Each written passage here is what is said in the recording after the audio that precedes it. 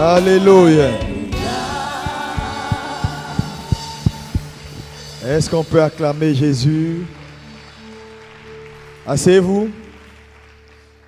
Que Dieu vous bénisse abondamment. Nous sommes reconnaissants de la présence de chacun d'entre vous et nous voulons lui donner toute la gloire. Je veux que tu fasses un coucou à ton voisin pour dire: voisin, je te bénis et je prie que la grâce de Dieu te soit multipliée en abondance. C'est une prière que tu fais pour ton voisin, ce n'est pas négligeable. Alléluia. Alléluia. Qui est béni depuis jeudi? Moi, je suis béni. Et je veux remercier le Seigneur pour vraiment ce temps de partage et ce temps d'impact. Merci à la vie de chaque homme de Dieu. Nous allons ce matin aller vers la fin. La fin d'une chose vaut mieux que son commencement. Je voulais t'encourager à ouvrir ton cœur et à rester attentif à tout ce qui va être dit. Nous allons introduire ce matin. Je vais juste dire un certain nombre de choses et je vais prendre des questions parce qu'il faut permettre aux hommes de Dieu de dire ce qu'ils pensent et de poser des questions peut-être qui n'ont rien à voir avec ce que nous sommes en train de voir, mais qui peut être un sujet important pour eux. Donc, je vais me donner 25 minutes pour te dire ce que j'ai à dire. C'est des points que je veux te laisser. Et puis, tout à l'heure, le papa Bangouré va continuer. Et ensuite, Dalo. Et puis, on verra. Mais on compte finir, boucler autour de 14 heures pour permettre à tout le monde de pouvoir, ceux qui doivent reprendre la voie et partir en toute quiétude, de ne pas traîner au-delà. Donc, nous prendrons toutes les dispositions pour que cela soit fait au nom de Jésus. Je veux partager avec toi quelque chose que j'intitule les quatre aspects du message de la vie d'un homme, d'un leader. Les quatre aspects du message de la vie d'un leader. Il faut vraiment bien me suivre.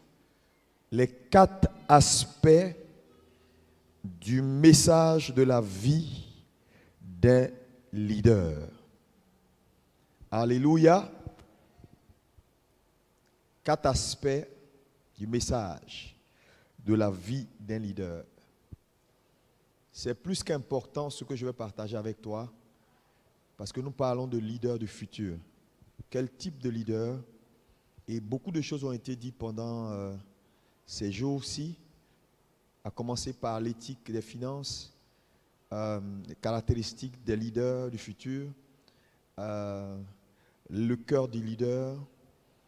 Il y a eu beaucoup de choses qui ont été dites. Amen. Et ce matin, je vais partager avec toi donc les quatre aspects du message de la vie d'un leader. Nous allons lire ensemble Proverbe 16, verset 22. On va se tenir debout pour la première lecture. Proverbe 16, verset 22.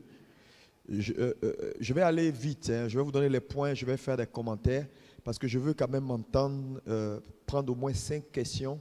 Alléluia. Proverbe 16, verset 22. La sagesse est une source de vie pour celui qui la possède et le châtiment des insensés, c'est leur folie. Donc ici, la Bible nous dit qu'avoir de la sagesse est une source de vie pour celui qui la possède. Mais malheureusement, les insensés, alléluia, ont pour châtiment, alléluia, leur folie. Est-ce qu'on peut me dire Amen? 1 Corinthiens 9, verset 22. 1 Corinthiens 9, verset 22. Alléluia. J'ai été faible avec les faibles, afin de gagner les faibles. Je me suis fait tout à tous, afin d'en sauver de toute manière quelques-uns. Donc ici, c'est l'apôtre Paul qui nous dit comment il s'est conditionné pour pouvoir accomplir le mandat que Dieu lui a donné. C'est-à-dire, dans une circonstance donnée, il s'est conditionné d'une certaine façon. Dans une autre circonstance donnée, il s'est reconditionné d'une certaine façon parce qu'il y avait des objectifs à atteindre. Que Dieu vous bénisse. Asseyez-vous. Alléluia. Merci. Je veux saluer l'apôtre Assémien également qui est là. Je ne l'ai pas vu depuis, mais il était là. Que Dieu bénisse son serviteur. Lève-toi, on va t'acclamer. On va acclamer pour l'apôtre Assémien. Alléluia. Dieu bénisse l'apôtre Assémien. Amen. Gloire à Dieu. Et donc,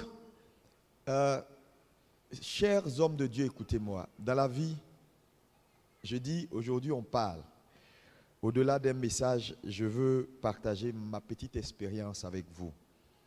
Dans la vie, quand vous voyez quelqu'un qui a fait du chemin ou qui est en train de faire du chemin, vous savez, c'est trop léger de dire, oh, ça là, c'est bon.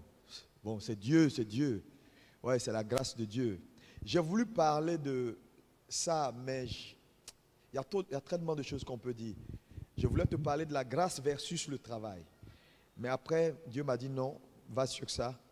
Je voulais te montrer que quand vous voyez quelqu'un qui monte, on peut dire oui, c'est la grâce de Dieu. Mais c'est une demi-vérité. Oui, c'est une demi-vérité. La grâce a sa part. Alléluia. Mais je voulais également que chaque leader ici comprenne que ce n'est pas la grâce qui bâtit une grande œuvre. C'est ton travail amplifié par la grâce. C'est du français, j'ai parlé. Alléluia. Ça veut dire quoi? Ça veut dire qu'un homme qui travaille et qui croit dans le travail, alléluia, Dieu bénit l'homme par son travail. La grâce vient pour amplifier ton travail. Donc quand un homme choisit d'être diligent, il donne valeur à la grâce que Dieu a mise sur sa vie. Donc ne pas être un homme diligent, c'est mépriser la grâce. Bon, ça c'est tout un autre sujet. Mais ce matin, je vais te donner 4 choses, homme de Dieu, que tu ne dois pas oublier. Les 4 aspects du message de la vie d'un homme. L'aspect numéro 1, je vais aller droit au but, c'est votre présentation. Dis avec moi, ma présentation. Oh, dis ça encore plus fort. Encore plus fort. Votre présentation est très importante dans le message que votre vie véhicule en tant que leader, en tant que pasteur, en tant qu'apôtre et qui que ce soit, directeur d'entreprise, votre présentation. Votre présentation a à voir ici avec ce que les gens voient. Ce que les gens voient. L'impression que vous donnez aux gens quand ils vous voient pour la première fois. Votre apparence. C'est très important, votre présentation. C'est pourquoi Paul a dit, dans certaines circonstances, j'ai reconditionné ma présentation parce que j'avais des objectifs. Parce que beaucoup de chrétiens ou de pasteurs croient que, bon, écoute, le plus important, c'est ce que je porte. Non, le plus important, ce n'est pas ce que tu portes. Ça peut te choquer, mais c'est la vérité. Le plus important, ce n'est pas ce que tu portes. Parce que la forme peut conditionner le fond. Les païens là, vous savez, la Bible dit Dieu regarde au cœur. Mais les hommes ne regardent pas au cœur, ils regardent à l'apparence. Malheureusement, les hommes sont aussi utiles. S'il n'y avait que Dieu, fais comme tu veux, tant que ton cœur est blanc, tout le monde va dire non, c'est Dieu qui connaît son cœur. Non, moi c'est Dieu qui me connaît. Il y a des gens, ils font des bêtises. Quand tu parles, non, moi, tant que Dieu connaît mon cœur, c'est l'essentiel. C'est faux. Dieu regarde au cœur, mais les hommes à l'apparence. Le problème est que tu ne traites pas qu'avec Dieu. Tu traites aussi avec les hommes. Donc, le premier aspect du message de ta vie, c'est ta présentation. Ce que les gens voient, l'impression que tu donnes quand on te voit. Alléluia. Tu vas me dire, ce n'est pas important. Je te réponds, c'est important. Dans Matthieu 21, verset 19 à 21, le figuier qui s'est présenté avec les feuilles a été jugé. Mais pourquoi il a été jugé?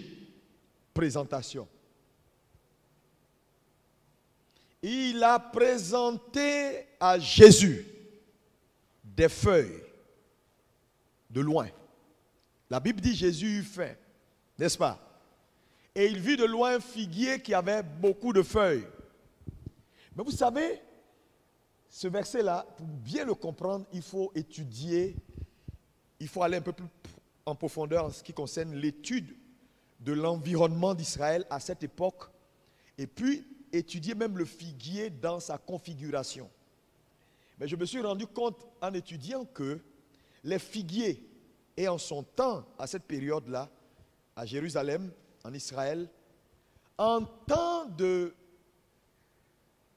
fraîcheur, ou en temps de froid, ou d'hiver, les figuiers font une chose. C'est-à-dire les figuiers, ils gardent, c'est-à-dire ils perdent normalement leurs feuilles. Ils perdent leurs feuilles et puis ils sont là, ils n'ont plus de feuilles. Ils conservent leur énergie pour passer la saison d'hiver.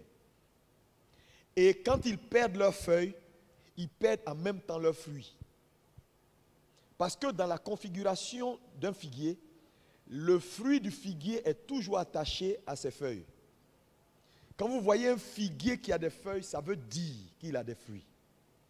Mais c'est pourquoi, quand vous lisez le texte, vous allez voir que la Bible dit, Jésus vit parmi plusieurs figuiers, un figuier qui avait des fruits. Ça veut dire les autres n'avaient pas. Donc, il y avait des feuilles. Ça veut dire les autres n'avaient pas de feuilles. Donc, sa surprise, attends, comment à cette époque-là, où les figuiers sont censés ne pas avoir de feuilles, lui, il a des feuilles. C'est pourquoi ce figuier particulier a attiré son attention. Il a vu beaucoup de figuiers. Mais les autres n'ont pas attiré son attention parce que les autres ont suivi le processus normal. Mais celui-là particulièrement s'est retrouvé à garder des feuilles. C'est-à-dire qu'il a quitté la saison normale. Il est entré dans une autre saison en conservant ses feuilles. Et donc Jésus dit, ah, voilà, il y a un qui est là-bas qui n'a pas encore perdu ses feuilles. Ça veut dire qu'il doit avoir des fruits. Donc, allons, et puis on va prendre quelques fruits parce qu'on a faim. Jésus arrive, il ne trouve que des feuilles, mais pas de fruits attachés aux feuilles. C'est ce qu'on appelle la simulation. Présenter quelque chose qu'on n'est pas. Jugement. Il fut jugé. Votre présentation est importante. Parce que ce type-là a présenté quelque chose. Ne me dis pas que ta présentation n'est pas nécessaire. Tu es un leader. Ce que les gens voient, la première impression que tu fais aux gens quand ils t'approchent, ta présentation. Est-ce qu'on peut dire comment présentation? Encore une fois. Ton apparence peut te disqualifier. Oui? Aujourd'hui, tu vois certains leaders, tu les approches. Malheureusement, le gars, il sent de partout. Habillé comme un, je sais pas, je dirais pas un villageois. On est des hommes de Dieu, on se parle. Ça là, c'est pas grave, c'est l'onction qui est dans ma vie qui compte. Qui t'a dit ça? Le monsieur que tu rencontres pour la première fois, il ne connaît pas ton onction. Onction là, ce n'est pas sur le front. Mal habillé, encore là, mais il dégage des odeurs qui peuvent tuer des oiseaux à 25 km dans le ciel.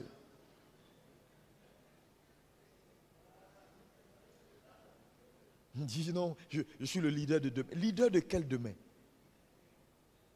Les gens, ils ne se brossent même pas, ils parlent avec toi, ils veulent parler dans ton oreille, tu fais quoi? Oui. tu coupes ta respiration pendant 45 minutes. Tu vas t'évanouir. Ta présentation compte. Dis, ma présentation compte. Oui, ta présentation compte. C'est le premier message que ta vie donne. Quand les gens te rencontrent, quelle impression tu fais? Ils se font une idée de toi et puis c'est terminé. Et beaucoup ont été disqualifiés comme ça. Le fond est là, mais il n'y a pas de forme. Je vais vous dire, aujourd'hui, vous regardez certains ministères, vous dites, oh, mais vraiment, ces hommes-là, c'est parce qu'ils sont disciplinés. Il n'y a pas de grand ministère sans forme.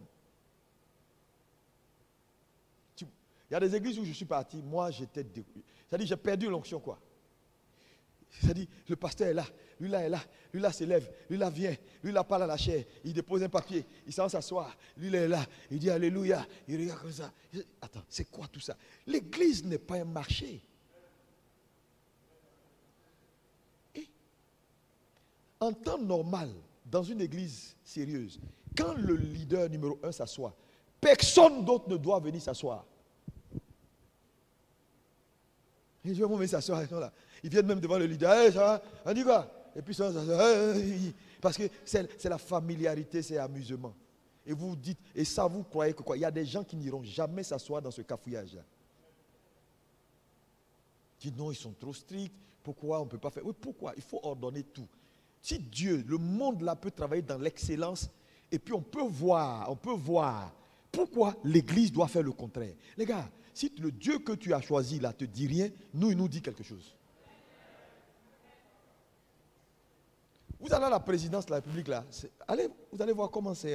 Quand vous entrez vous-même, l'environnement même vous donne d'être. Pourquoi vous voulez que les églises ce soit la cacophonie, la présentation? Tout le monde me dit présentation. Oui, alléluia. Votre apparence peut vous disqualifier. Elle peut également vous aider à vendre votre produit. Je vous ai dit tout hier quand je parlais de leadership. C'est-à-dire des caractéristiques du leader du futur, j'ai parlé des 7 secrets du leadership de Jésus. Jésus connaissait son produit. Un produit peut se vendre par la présentation. C'est pourquoi, en temps normal, les marketeurs, ceux qui font le marketing et qui doivent vendre des produits, on leur demande, il faut bien habiller le directeur commercial. Quand il va faire démarcher une structure, il est correctement habillé. Mais attends, toi, tu vas démarcher une âme. Ton produit, c'est la vie éternelle. C'est ce que tu vends. Et tu parles de Jésus, il est mort. Et tu arrives chez le gars, tu es en sueur, tes cheveux sont complètement dressés, il a peur, il ne sait pas si c'est un braqueur ou c'est un pasteur. Donc il ouvre sa porte là un peu, il dit oui, tu veux quoi? Mais avant d'ouvrir, il regarde à tes pieds et puis il monte. Il dit oui, tu veux parler de quoi? Tu dis non, je suis venu te parler de Jésus. Mais vraiment, il n'est pas serein parce qu'il ne sait pas. La première chose qu'il voit là, il se dit Encore une fois, la présentation. Lis-moi 1 Samuel 16. 1 Samuel 16, versets 1 à 7. Alléluia. Est-ce que quelqu'un est béni?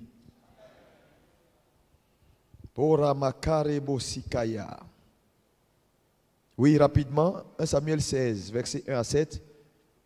L'Éternel dit à Samuel: quand cesseras-tu de pleurer sur Saül? Je l'ai rejeté afin qu'il ne règne plus sur Israël. Remplis ta corne d'huile et va. Je t'enverrai chez Isaïe, Bethlémite, car j'ai vu parmi ses fils celui que je désire pour roi. Samuel dit: comment irai-je? Saül l'apprendra et il me tuera. Et l'Éternel dit: tu emmèneras avec toi une gémisse et tu diras: je viens pour offrir un sacrifice à l'Éternel. Oui, tu inviteras Isaïe au sacrifice et je te ferai connaître ce que tu dois faire. Tu oindras. Bon, il est parti rapidement. Alléluia. Tu oindras pour moi celui que je te dirai. Oui, continuons. Saül fit ce que l'Éternel avait dit. Et il alla à Bethléem. Les anciens de la ville accoururent effrayés au-devant de lui et dirent: ton arrivée annonce-t-elle quelque chose d'heureux? Oui. Il répondit: oui, je je viens pour offrir un sacrifice à l'Éternel. Sanctifiez-vous et venez avec moi au sacrifice. Il fit aussi sanctifier Isaïe et ses fils et les invita au sacrifice. D'abord, il les a sanctifiés, il les a séparés. Ça veut dire il les a mis à part. Lorsqu'il entrait, il se dit, en voyant Eliab, certainement loin de l'Éternel est ici devant lui. Oui. Et l'Éternel dit à Samuel, ne prends point garde à son apparence et à la hauteur de sa taille, car je l'ai rejeté. L'Éternel ne considère pas ce que l'homme considère. Le point que je voulais que tu vois, c'est cette dernière phrase-là. L'Éternel ne considère pas ce que l'homme considère. L'homme regarde à l'apparence, à ce qui frappe aux yeux, mais l'Éternel regarde à ce qui frappe au cœur. Ici, c'est Dieu qui parle. Donc Dieu fait un statement pour dire, l'homme là, lui regarde à ce qui frappe aux yeux, mais l'Éternel regarde à ce qui frappe au cœur. Il ne faut pas prendre ce verset là pour dire, ouais, mais même Dieu a dit que l'apparence ce n'est pas important. Non, Dieu est en train de dire, chaque entité a son travail. Dieu a son travail, lui regarde au cœur, mais les hommes ont leur boulot, eux regardent à l'apparence. Donc toi, ta responsabilité, c'est de faire en sorte que quand Dieu regarde ton cœur, c'est bon. Mais quand les hommes qui sont déterminants également pour la manifestation de ta destinée te regardent, qu'ils soient aussi OK. Alléluia. Est-ce que ça va? C'est le point que je voulais que tu saisisses. Alléluia. Donc ici, c'est essentiel, alléluia, de comprendre l'importance de l'apparence. C'est pourquoi c'est le premier message que ta vie donne, c'est ton apparence, ton habillement, comment tu te présentes, comment les gens te voient. Ça peut détruire ton ministère. Et beaucoup de ministères ne décollent pas parce que le pasteur n'a pas une bonne présentation. Je peux, pousser la présentation en parlant de ton ministère. Ton ministère présente quoi? Quand les gens arrivent dans ton église, ils voient quoi? C'est le désordre, c'est la cacophonie.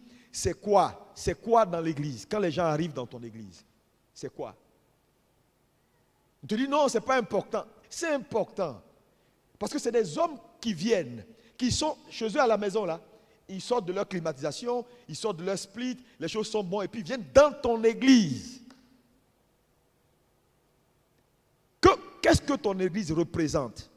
Quand on va chez toi, qu'est-ce qu'on voit? La présentation est le premier message.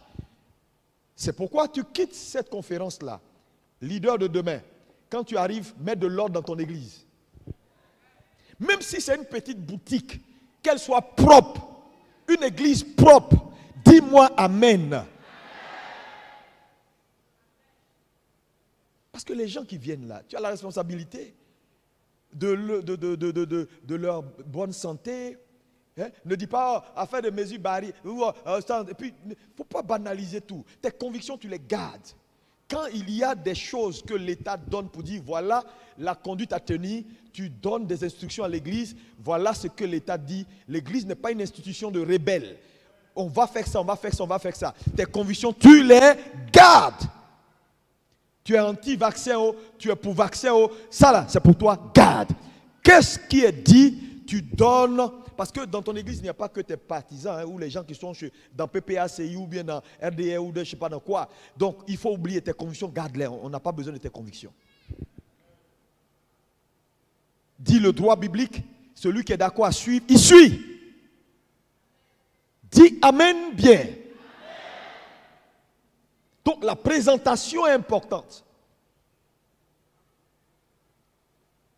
Tu es un leader, sois correct. Rase-toi correctement, brosse-toi, achète parfum. Dis Amen. Tu es un leader, fais un planning, va au sport. Je vais évangéliser le monde. À 35 ans, tu marches, tu es essoufflé. À quel moment tu vas évangéliser le monde? Les Maurice Serroula ont vieilli, ils ont évangélisé jusqu'à vieux, près de 90 ans, ils sont morts vieux parce qu'ils avaient la force. Frère, le corps que Dieu t'a donné, c'est ton meilleur allié pour l'accomplissement de ta destinée. Que vaut un esprit rempli d'onction avec un corps malade? Arrête de nous fatiguer, manger foutu à 4 h du matin. Placali. Ton ventre est gonflé, tu es riche, c'est la pauvreté. faut faire du sport. Est-ce qu'on peut dire comment présentation? Tu dis, c'est spirituel. Ce que je te dis là, c'est spirituel. Je veux te sauver. Hein. Je veux te sauver. Il faut être discipliné, il faut être correct sur votre présentation. Le ministère aujourd'hui, les gens dans le monde là, ils vous regardent, ils regardent à l'église, ils doivent vous respecter. Un jour, il y a un ministre qui est venu ici. Il est venu, on faisait quoi même, puis il est venu comme ça, et puis après il me salue, et puis il dit, ah mais je peux voir. Il est en fonction jusqu'à présent. Il est venu là, il s'est mis là, il dit, moi c'est église comme ça, là, c'est dans des églises comme je veux venir. Parce que les gars n'ont même pas eu besoin de nous pour faire ça.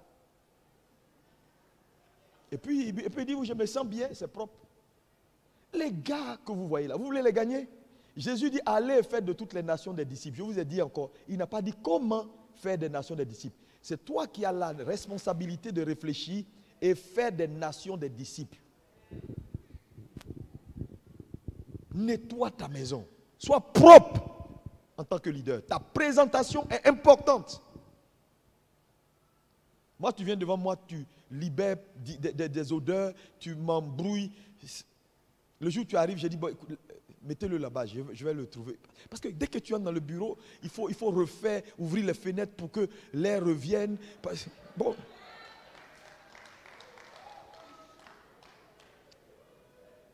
Tu dis non, c'est rien. C'est pas rien. Ça ne va pas ici, là. Va prendre chose, citron. Et puis tu frottes, tu frottes, tu frottes, tu frottes. Hein? Il y a des pasteurs, tu parles avec eux, les dents sont jaunes. Va te détatrer. Tu es un leader. Tu parles aux gens tout le temps. Tu prêches. Tu conseilles des gens. Et puis ici, là, c'est rempli de jaune comme ça. Ça ne te dit rien. Quel fidèle qui a envie d'avoir pasteur qui a dents jaunes?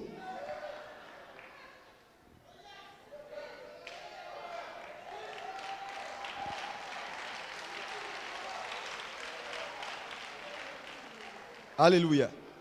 Va voir le dentiste, va te détatrer, sois correct. La présentation, c'est important. C'est important, je vous dis sérieusement, c'est très important. Ne jouez pas avec le ministère. Hein? Hey. Et la plupart de ces gens-là, c'est eux qui aiment porter col blanc.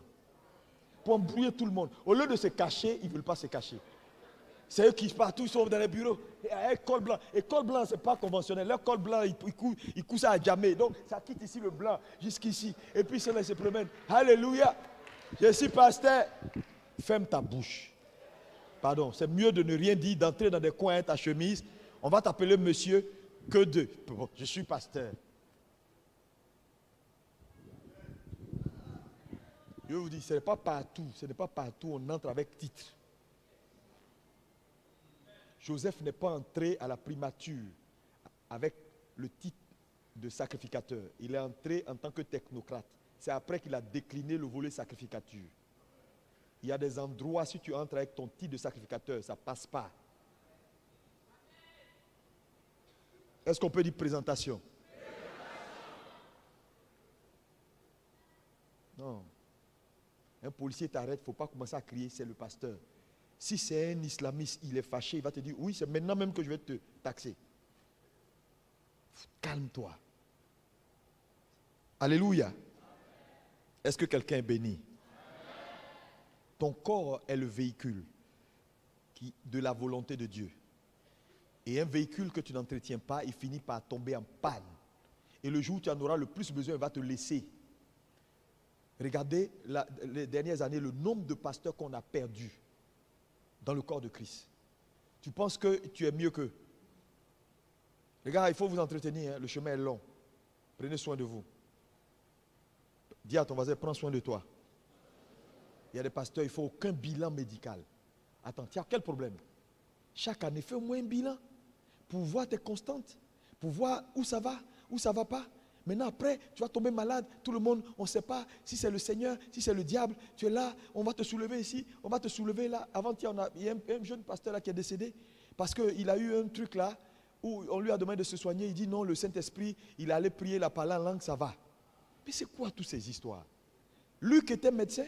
Si Jésus avait des problèmes avec la médecine, il n'allait pas choisir Luc comme collaborateur médecin. Qui vous a dit que la médecine est contraire à la volonté de Dieu?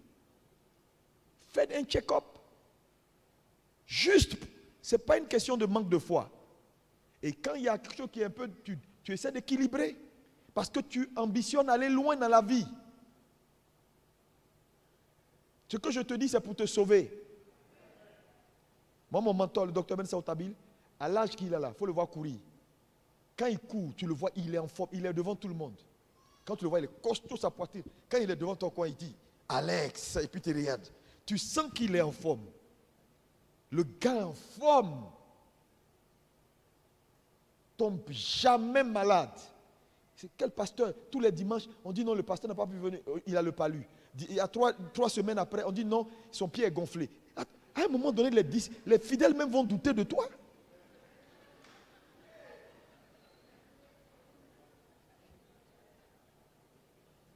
Yako, c'est toi toujours tes fidèles, Yako pasteur, que Dieu te fortifie. Et en passant, mais pas tous les jours. Deuxième aspect du message de la vie d'un homme. Donc le premier aspect, c'est sa présentation. Est-ce qu'on peut dire avec moi présentation?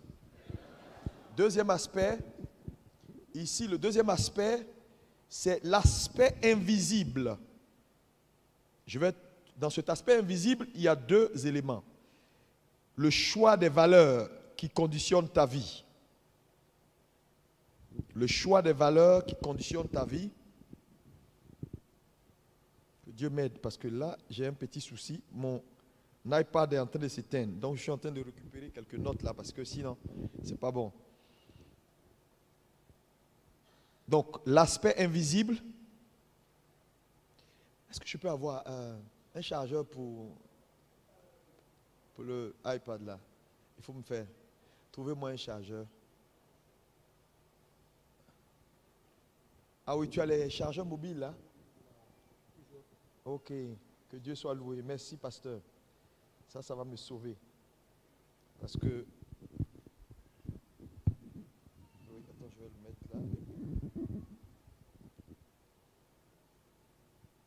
Mais comment le... Il n'est pas allumé? Ouais, c'est bon, parfait.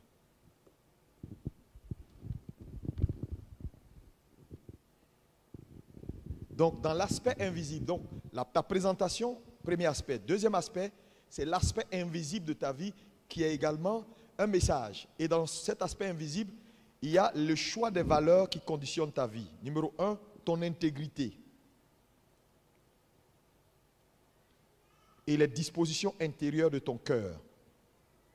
C'est un aspect qui transmet un message, mais un message invisible. C'est un aspect non public, mais qui transmet quand même un message. Et elle demeure essentielle.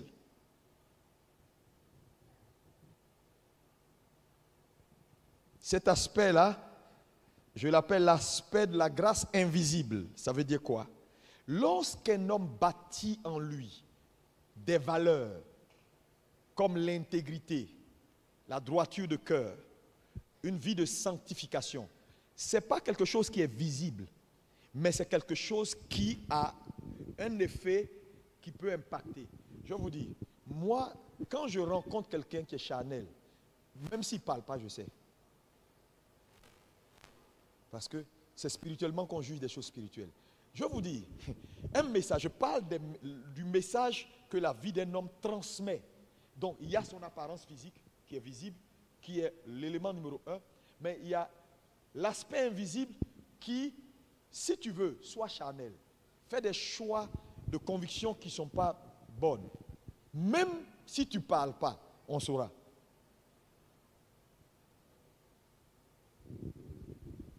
Ça va se faire savoir. Alléluia. Lis-moi 2 Pierre 1, verset 2. 2 Pierre 1, verset 2. 2 Pierre 1, verset 2, oui.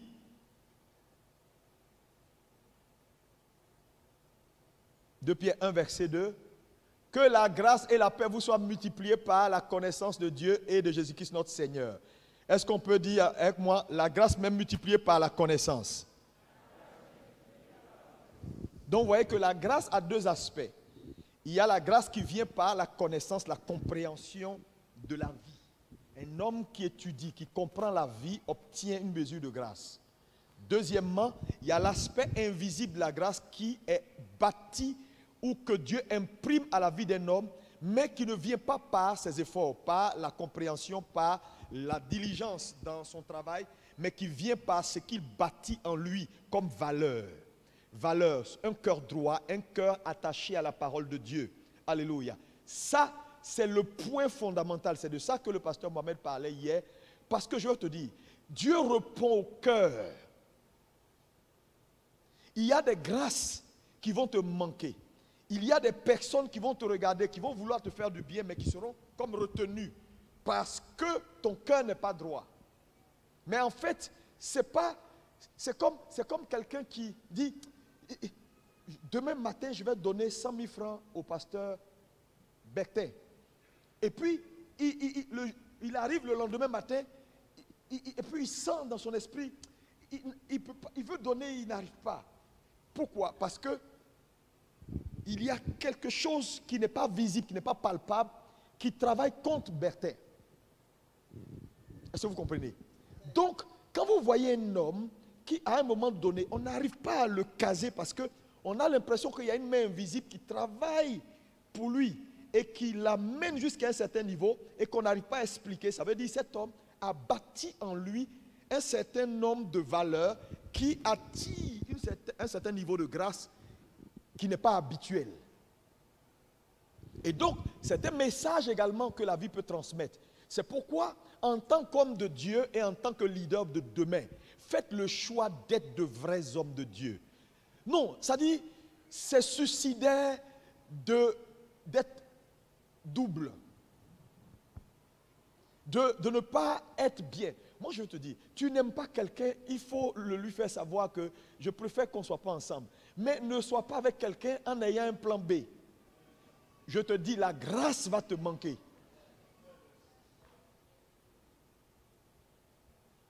Ne sois pas avec quelqu'un et puis devant lui, bonjour tonton, hey, papa, et puis derrière lui, tu dis des choses qu'on ne peut pas dire. La grâce va te manquer.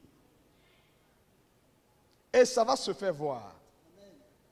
Nous sommes dans l'église. Et je veux vous dire, la plupart des leaders que vous voyez, qui ont la tête pleine de l'évangile, alléluia, mais qui peuvent même avoir l'onction entre guillemets, mais qui ne décollent pas, c'est à ce niveau-là que ça coince.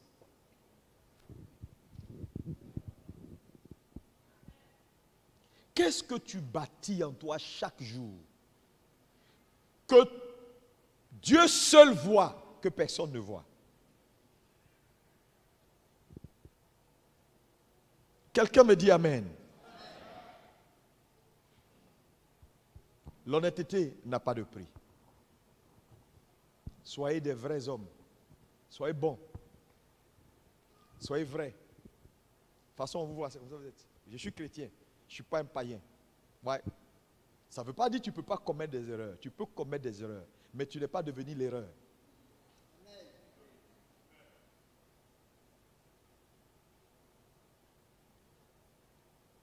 Lorsque Babylone a simulé, Dieu a jugé Babylone.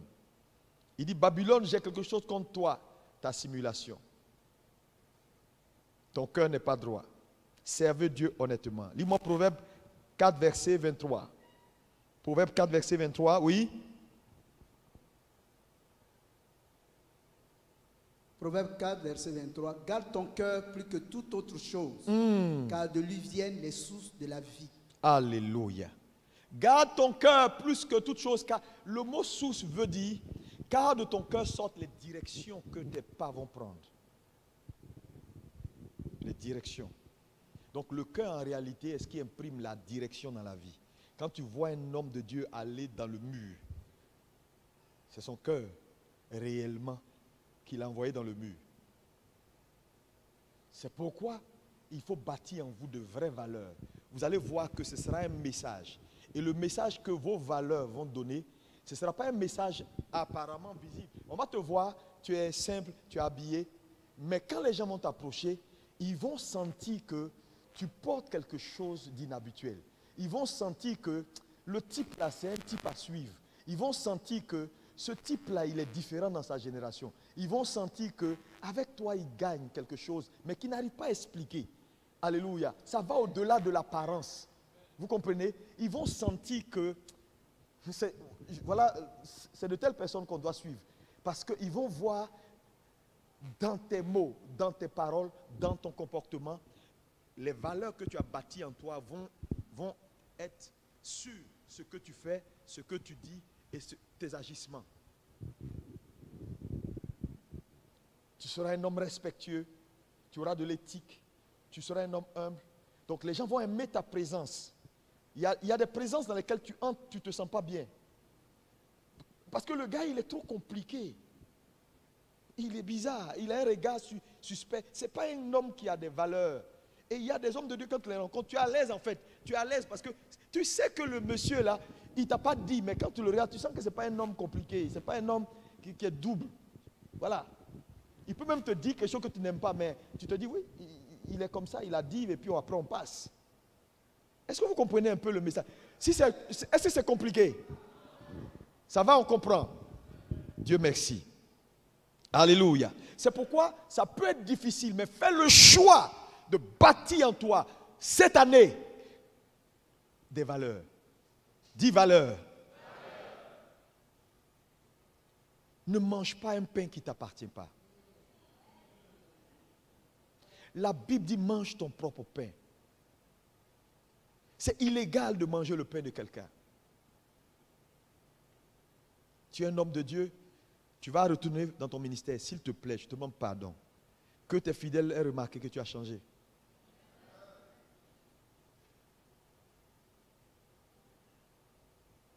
Et il y a une chose que je voulais dire, j'ai oublié de dire pour la présentation. Le premier aspect, faites attention quand vous êtes dans une grande présence.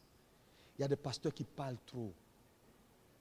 Tu sais, quand tu entres dans la présence d'un homme exercé, spirituel, fais gaffe.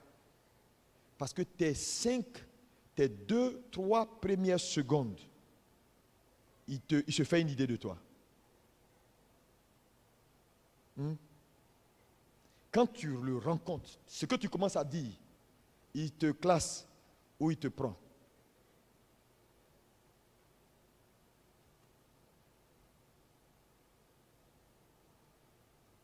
Alléluia. Quand vous rencontrez quelqu'un pour la première fois qui est grand et qui vous donne l'opportunité de parler avec vous, ne demandez jamais rien. Non. Tu commences par demander, c'est fini. C'est fini. Il va dire, ce type-là, il n'a pas d'éthique. Et quand vous rencontrez quelqu'un que vous reconnaissez qu'il a une grâce que tu ne portes pas, on ne rencontre pas un leader, hey, puis tu tapes dans sa main, allez, ça va? On dit quoi? Le gars, tu ne le connais pas. Si c'est comme ça, tu te comportes chez toi, mais tu rencontres quelqu'un, même s'il est ton petit frère, tu ne le connais pas. Salue-le et attends qu'il te pose des questions. Mais ne commence pas à...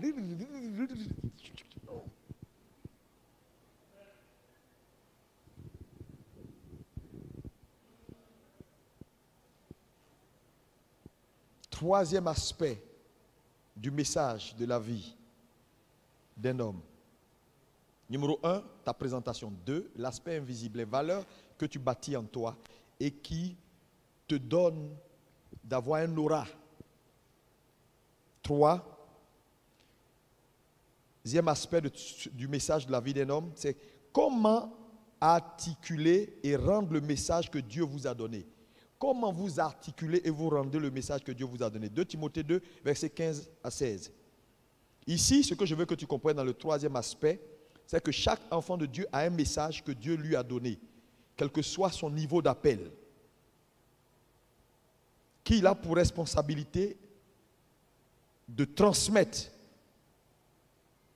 Et ce message-là résume sa vie et son ministère. Maintenant, dans le troisième aspect, comment tu articules et tu rends le message que Dieu t'a donné. Les gens vont percevoir. Regarde par exemple, je ne sais pas si, quand vous prenez un homme comme David et Oedipo, si je vous dis David et Oedipo, vous pensez foi. Si elle dit béni in, vous pensez guérison. Pourquoi? Ils ont su rendre le message que Dieu leur a donné, bien qu'ils prêchent autre chose, mais leur message aujourd'hui est collé à leur vie. Mais toi, quand on te voit, on te dit pasteur Coucougnon ou bien pasteur Georges, on ne sait pas c'est quoi.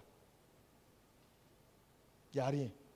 C'est-à-dire, il n'y a rien qui te distingue et qui te sépare. Donc, comment... 2 Timothée 2, verset 15. Oui. Oui.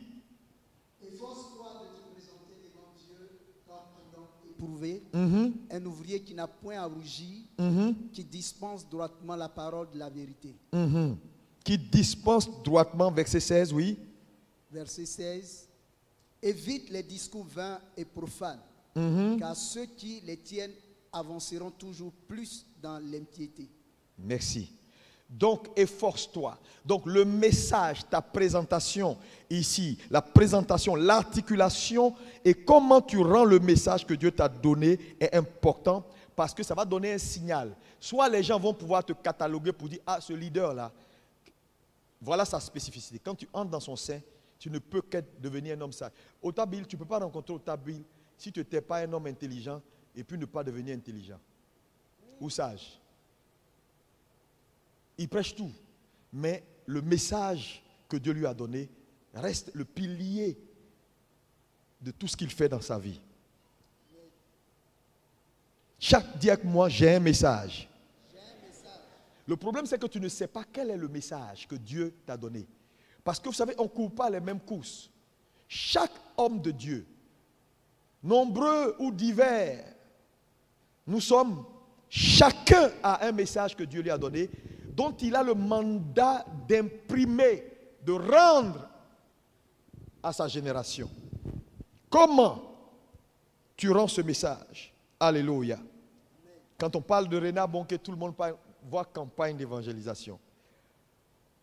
Ça veut dire quoi? À quoi ressemblent tes prédications? Si tu es pasteur, à quoi ressemble ton produit? Parce que si tu ne connais pas ton message, à un moment donné, tu seras à gauche, à droite, et puis on ne peut pas te classer. Donc quand les gens vont parler de... Et je vous dis la vérité, la plupart des hommes ne cherchent pas la généralité, cherchent la spécificité. Ouais. Parce que les gens vont venir vers toi. Pourquoi? Pourquoi? Ils vont venir pourquoi? Je dis, quand tu vois un homme se déplacer, il va chercher ce qu'il n'a pas.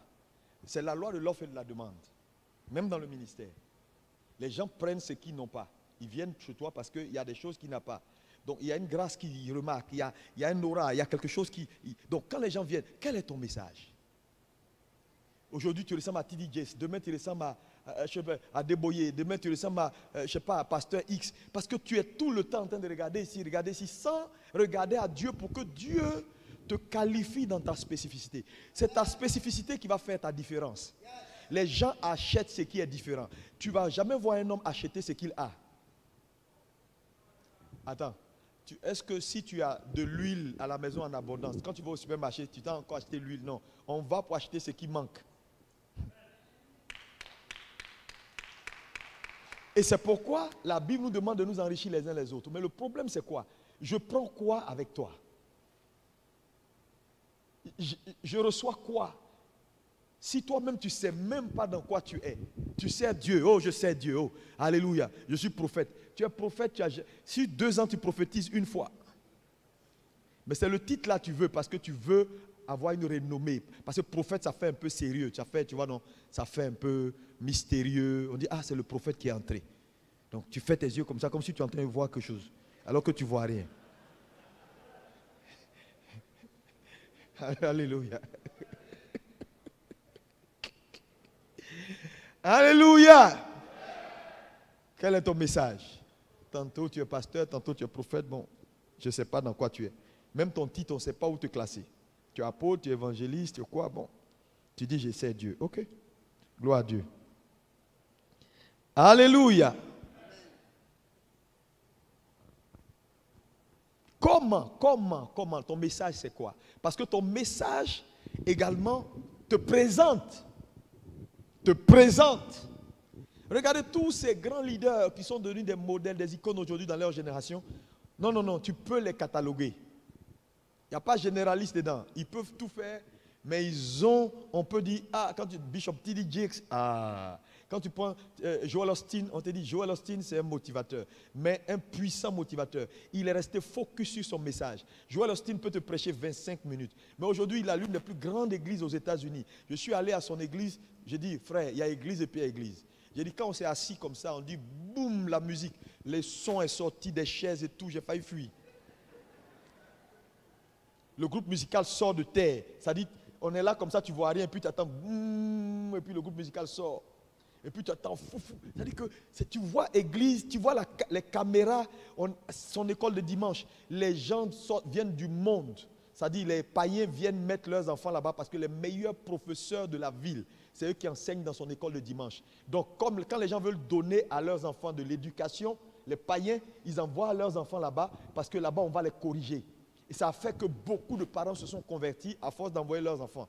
Quand tu arrives, le parking souterrain, tu as à moins 5, moins 10, tu gares le temps d'arriver dans le grand hall. Tu te demandes même, est-ce que jusqu'à ce que Jésus revienne, on pourra faire même la moitié? Les gars ont travaillé, hein?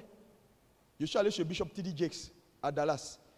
Frère, il a racheté, non, son parking, juste son parking. Il a pris un terrain, il a fait un tunnel qui traverse l'autoroute comme ça.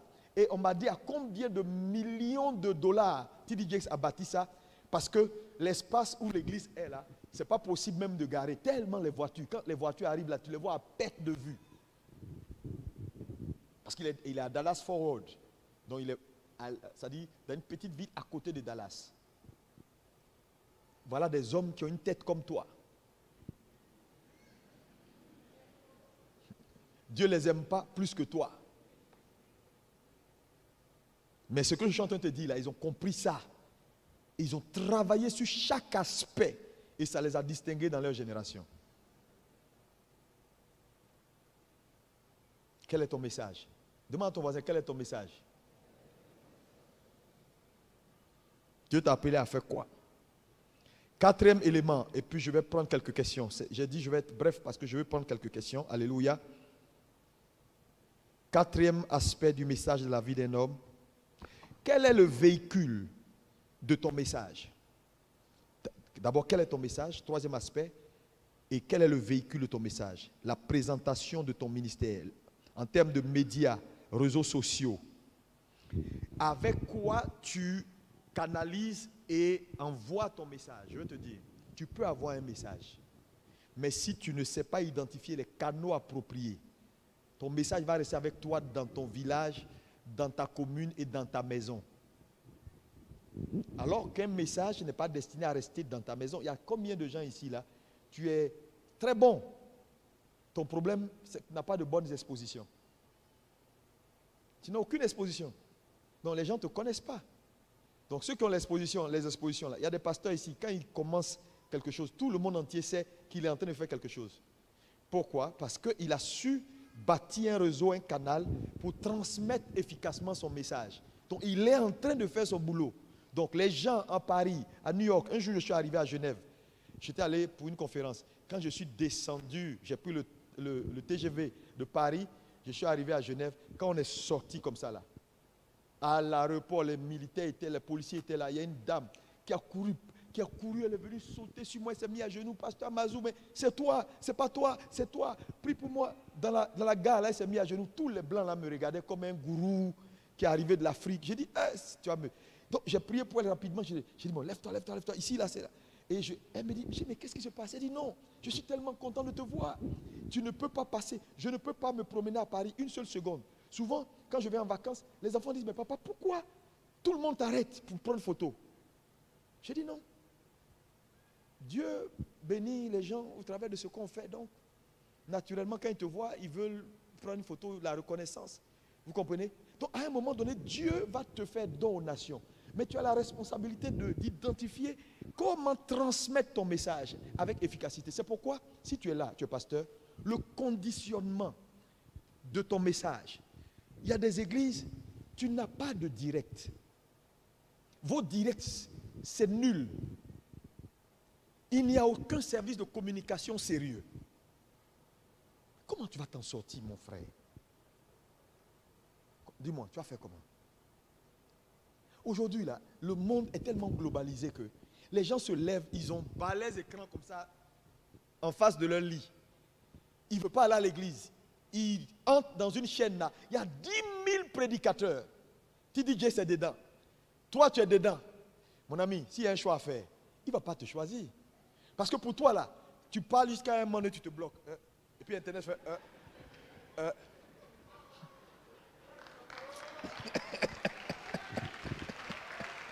Hein? Il ne va pas te choisir. L'autre, là, c'est fluide. C'est fibre optique. Pour toi, là, c'est unité 500 francs. Et puis, quand le caméraman, il filme, il va ici, ça va comme ça, une caméra qui est floue. Mais comment tu vas t'en sortir?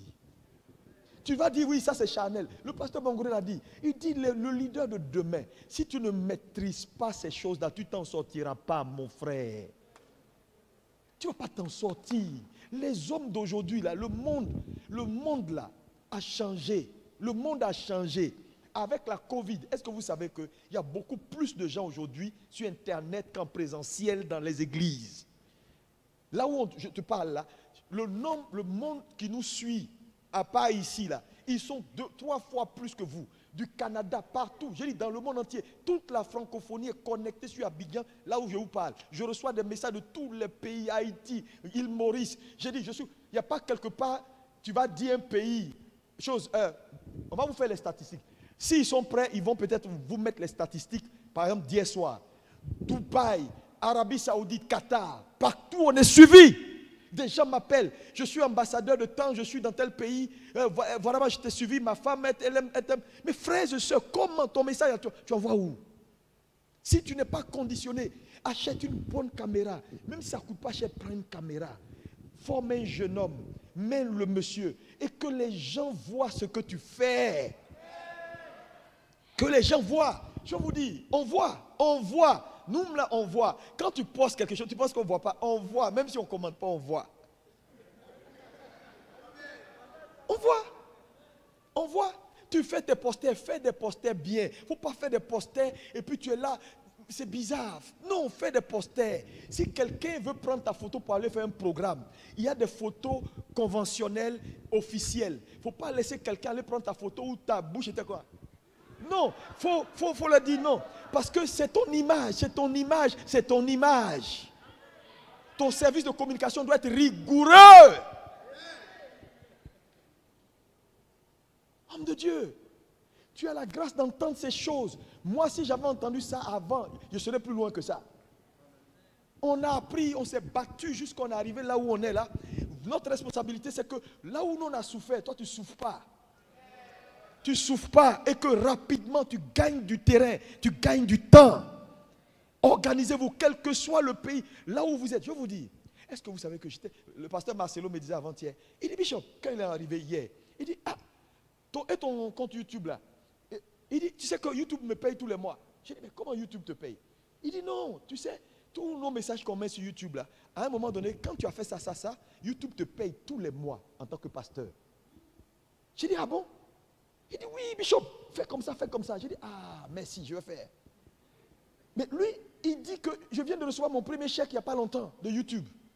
Parce qu'ils exploitent mes messages. Le nombre de vues. Tu sais ça? Aujourd'hui, je te dis, même pour faire un programme, tu fais une affiche, tu as Dalois. Tu n'as pas besoin d'aller... Non, tu vas sur Internet seulement. Tu sélectionnes.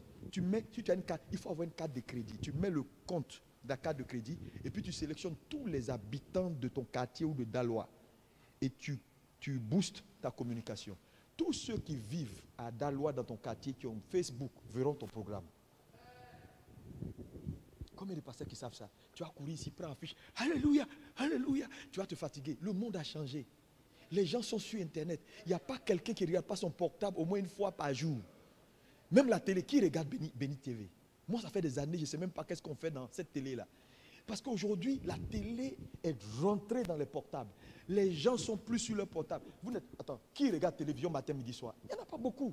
Même tu es rentré le soir, tu as jeté des coups d'œil sur des émissions, c'est fini. Après, tu es dehors. Mais dehors, là, ton téléphone te suit. À la maison, il est avec toi, même dans la douche, même quand tu te laves, même quand tu dors. Donc, comprenez que Satan a déplacé les choses, vous aussi déplacez l'évangile là-bas.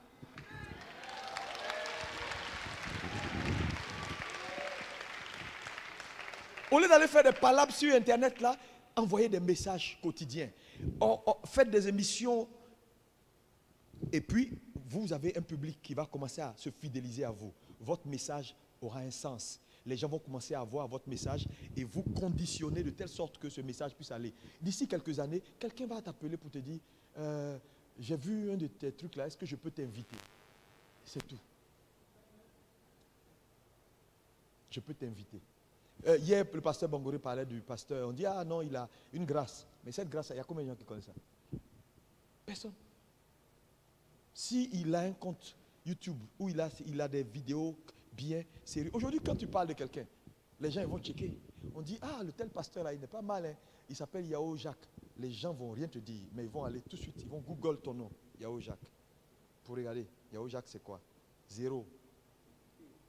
Même quand il y a 2 vidéos, c'est des vidéos floues qui ne marchent pas bien. Donc il dit, oh, laissons tomber. On peut acclamer pour le papa qui est là. Alléluia. Est-ce que vous comprenez?